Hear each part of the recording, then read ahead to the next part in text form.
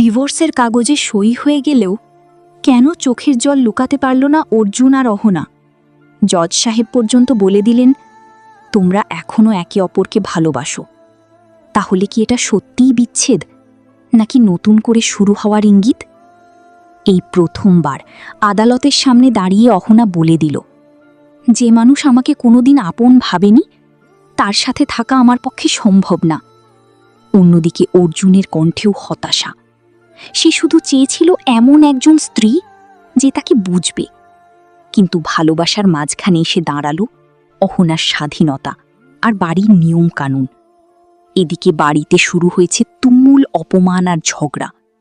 পল্টুর একের পর এক কথায় রেগে আগুন পুরো পরিবার। আর ঠিক তখনই সতু মামা আর অর্জুনের মা মিলে করতে চলেছে এক নতুন নাটক। কিন্তু কেন? ডিভোর্স আটকানোর জন্য, নাকি আরও বড় কোনো প্ল্যান? সবচেয়ে বড় ধাক্কা আসে শেষে। জজ সাহেব ডিভোর্স মঞ্জুর করে দিলেও বুঝে ফেললেন অর্জুন আর অহনা এখনও একে অপরকে ভুলতে পারেনি।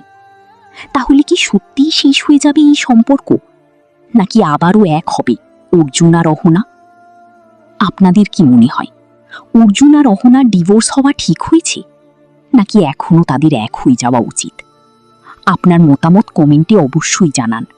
আর এমনই নতুন নতুন ড্রামা আপডেট আর প্রোমো পেতে এখনই ভিডিওতে একটা লাইক দিন, শেয়ার করুন এবং চ্যানেলটি সাবস্ক্রাইব করে পাশে থাকা বেল আইকনটি অন করে রাখুন।